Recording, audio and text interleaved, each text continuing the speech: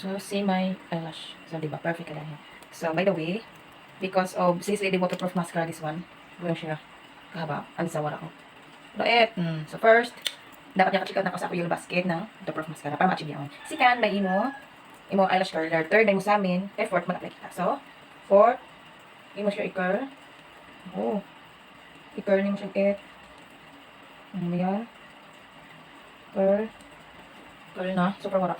Then, fifth, apply. So, this is waterproof, smudge proof, and sweat proof. Very handy. Perfect. Ibutang sa any size ng bag.